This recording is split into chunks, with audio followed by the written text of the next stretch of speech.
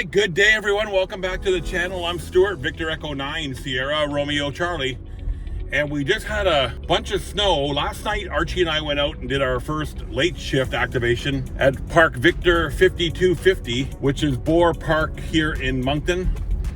It was good. We had 138 contacts, but it was really noisy from all the high tension power lines that were near the park.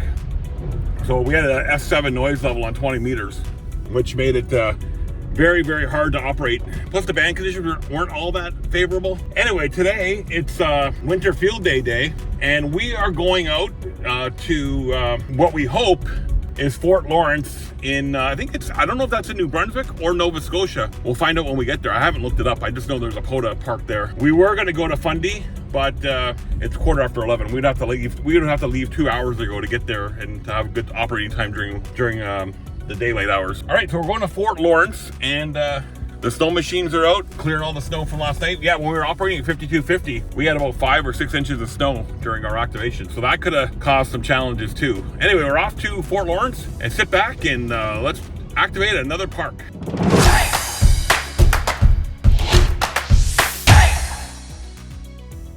Yeah, so welcome back to the channel. I'm Stuart, Victor Echo 9, Sierra, Romeo, Charlie, and we go out 2 or 3 times a week, maybe a little bit more than that some days, to do POTA activations. And today we're heading to Fort Lawrence National Historic Site. I don't have the VE reference number just yet. I will get that once we get stopped and get set up. But this is going to be our last activation here in Victor Echo land for about a month. Starting next week, we are heading down to activate parks in Kilo country. Yes, we're heading down stateside, and we'll be activating parks throughout South Carolina, maybe even in North Carolina. So if you're watching this video, keep an eye open for VE9 SRC Portable Whiskey 4 starting next week sometime, probably next weekend. Today is today's 27th or 28th of January. So yeah, starting next weekend, we'll be down in Whiskey 4 country and activating parks in South Carolina and maybe even touching into North Carolina. So keep an eye open. We'll try to get out at least once on the weekend and maybe once or twice during the week. And then maybe, just maybe, we'll head down to Florida and do one activation in Florida in February. All depends on what the schedule looks like. All right, so we're on our way to Fort Lawrence National Historic Site, and we'll be there in about half an hour. Sit back and enjoy, everyone. Hope you guys like these videos as much as we like making them. We try to share, it's not a technical video by any nature. We just try to share some of the cool POTA activation spots here in the Canadian Maritimes and wherever we travel. All right, so sit back, enjoy, and leave a comment and let us know what you think about these videos. We don't get too many comments on our channel, so more comments would be awesome. Just let us know where you're watching from, your call sign, and all that good stuff that we know. And if we worked, leave a note, let us know what we worked, if we worked that particular park. We'll see you guys in a few minutes when we get to the park. All right, so we just gone through Sackville, New Brunswick on our way to the park here, and it does look like the park is in Nova Scotia. So this will be our second activation from the province of Nova Scotia since we started activating parks just about a month ago. I think this is going to be park 13 or 14, maybe even 15. I need to double check that. We did a few this week. We did Cape German, we did Fort Gaspereau, we did Boar Park yesterday. Where else did we go? Memoramcook at Monument Lefebvre. I'm just trying to think if there's anything else that we went to. I think that's it. Yeah, so we've had a busy week activating parks. Again, this is gonna be our last one here within the boundaries of Canada for the week. And then we should be probably off the air for about a week here while we make our way down stateside. But yeah, look for us next weekend for sure. All right, we're almost into Nova Scotia here and almost at our destination. Of course, VE9 Pup is with us. Archie's coming along for the ride. He was sleeping up until a minute ago.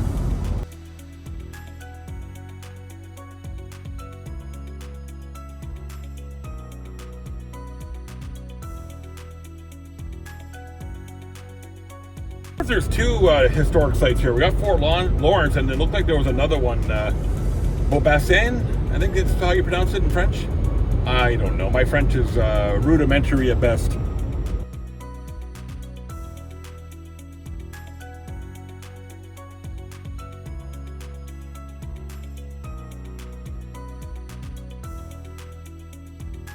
All right, everyone, welcome to the province of Nova Scotia. I almost said New Brunswick. Welcome to the province of Nova Scotia. We're literally just going to be inside the border, but yeah, we're almost at our destination. 1 kilometer to go, so just inside the border. All right, so don't type in Fort Lawrence into your GPS because it'll take you to the wrong spot. So I found the right spot here. It's the Fort Lawrence National Historic Site doesn't come up on the GPS, but there's a Fort Lawrence archaeological site, which I think is like right next to it here. So we're gonna go and find where this place is. There it is. So when you come off the highway, just instead of turning left where the GPS tells you to go, just keep going straight and you'll run right into it. And it looks like the two places are actually one. Beaubassin and Fort Lawrence are all the same location. Let's go see where we can set up our antenna. Looks like we got some posts here that we can tie off on here. So let's get a spot and we'll get activated. Right, everyone, we're here set up at Fort Lawrence. Got the BB7V up again. Just got it tied off to the bike rack there. Running the coax into the car. Let's go take a quick look around here before we get started and see what Fort Lawrence is all about. So Fort Lawrence is situated between Sackville and Amherst. Sackville, New Brunswick, Amherst, Nova Scotia. Let's clean off this side. So here we are in Beaubassin, which is the early 1670s. Acadians settled at this area here in the Mi'kmaq region at the conjunction of multiple overland and portage route, calling it Beaubassin. Two people existed here until a long simmering border dispute between the French and the Mi'kmaq burned the village in advance of the British forces. And let's go see what the other one here is. Fort Lawrence. I bet you it's going to have something to do with the advance of the British forces. So in 1672, Jacques Bourgeois and other settlers from Port Royal founded the Acadian village of Beaubassin in this strategic area. In 1750, French burned the village in the face of the advancing English under Major Charles Lawrence and withdrew across the river where they built Fort Boisgier over that way. The English built Fort Lawrence on this ridge in the hopes of maintaining a long disputed border with the Mississauga, saving that part of Arcadia for France were dashed. The savings of this part of Arcadia for France were dashed in 1755 when Fort Boisgier was captured. And we learned about that when we were at Fort Gaspino the other day. So yeah, so here we are situated between Sackville and Amherst, Sackville, New Brunswick, and Amherst, Nova Scotia. Here along a ridge. And over that way is the Bay of Fundy. That way, Nova Scotia. We are Nova Scotia, that way, New Brunswick. Let's take a walk around and see what's here. So here is Bay Verte, and Fort Gaspino was, I think, on this little ridge right here where we were at the other day. Cape Germain over here, and of course Moncton, where we live, over here.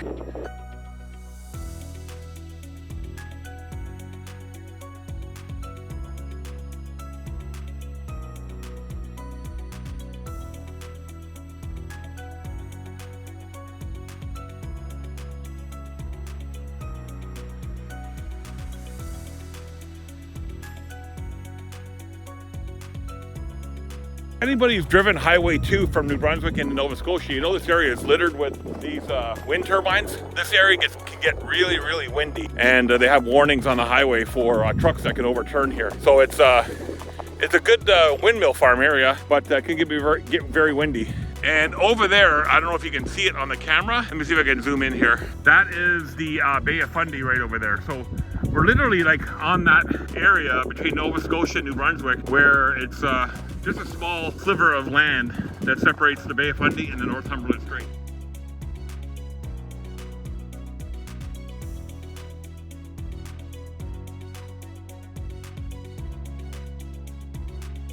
This room here would be a great place to operate from in the summertime. Bring the antennas, find a place to mount them out here, and this would be a really good area. Got the railroad tracks right there that cross between New Brunswick and Nova Scotia. Yeah, this would be a really good spot.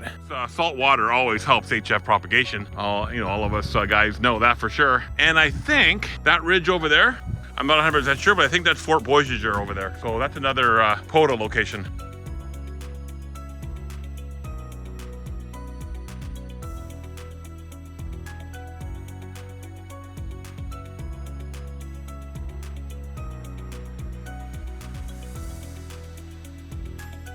right, let's head back to the car and get this place activated. I'm gonna find out the park number here when I get to the car. I haven't looked that up yet. Shame on me for not being 100% prepared.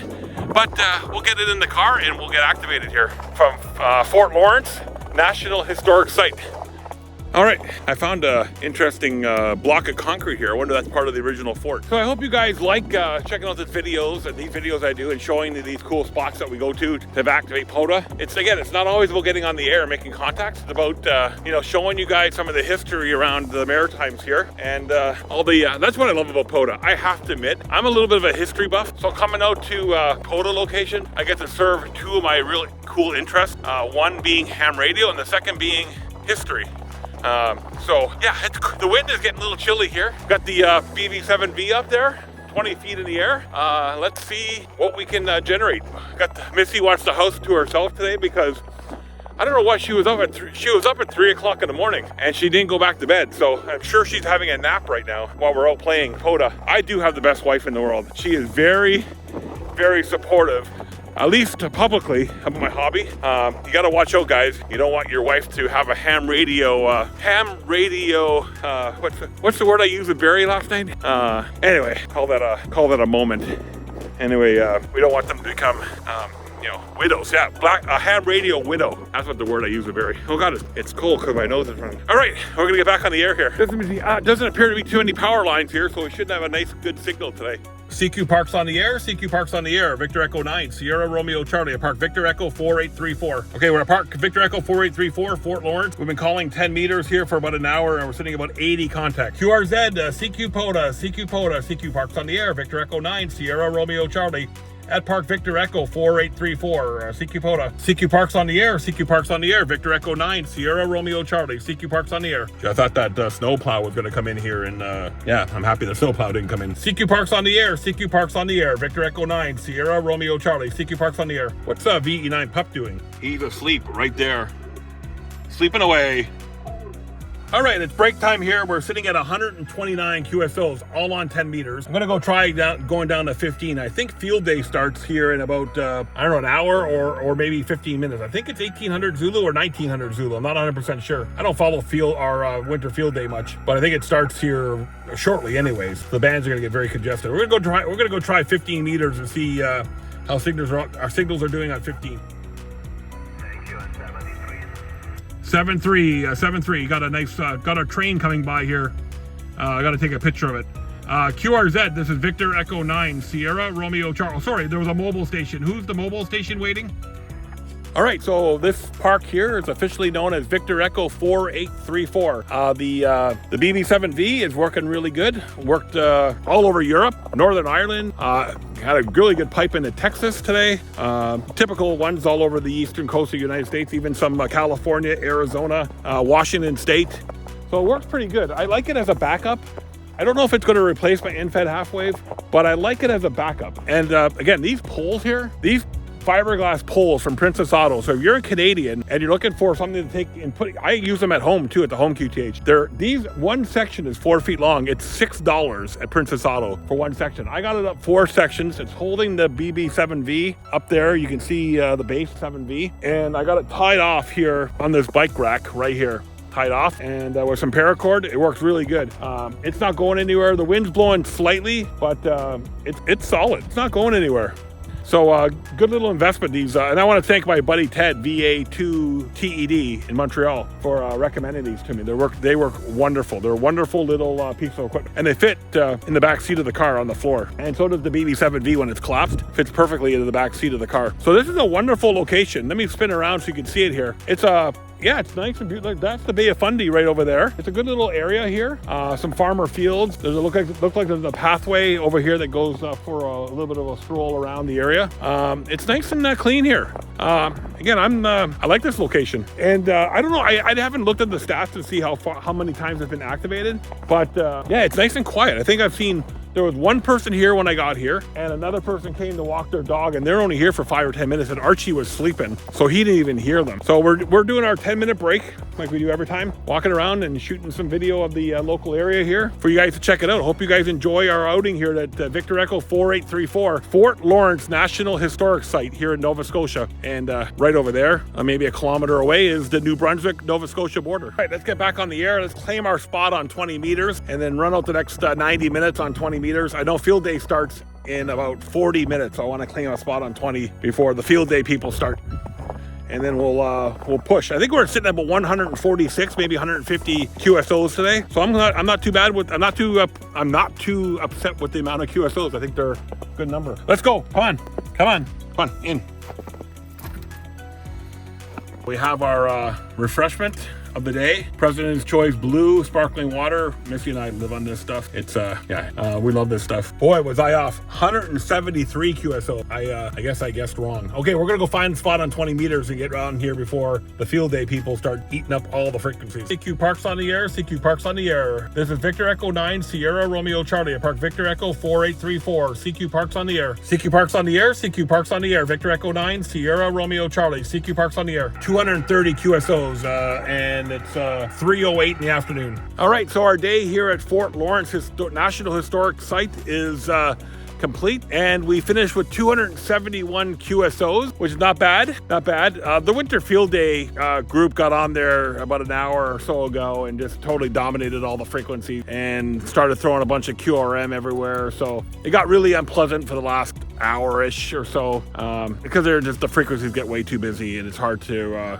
make QSOs. Anyway, so finish at 271, not a bad outing. We're gonna pack up and head home now, and we should be out of here in about 5 or 10 minutes. So again, I can't rave about this BB7V antenna. I think it's gonna make a good backup antenna. I still like my end-fed halfway. I think I still get better overall performance from the end-fed halfway, but here, in this location here, where are you gonna put it? I mean, I could put this fiberglass pole up, it's pretty solid on this, tied onto this bike rack here. And I guess I could tie off the other end over there on that, those spikes over there on fence and whatever, and just kind of make sure no cars take it out. Again, there hasn't been a lot of vehicular traffic here in this area today, so it's been pretty quiet. So I guess I could have did that if I brought it with me. I didn't bring it with me. And it would have been perfect. It would have been east-west orientation, so it would have worked out good. And I have had it where I've tied it off low before, but the BB7V worked good. Again, 271 QSOs. I don't think the bands were in all that great a shape again today. There's a lot of fading on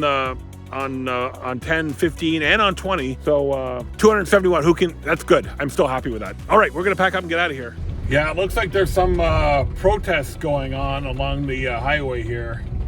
I'm not sure what it's all about, but we got to go across it, and we'll see what it's about when we're driving across. It looks like it's some rally against the Prime Minister, Justin Trudeau.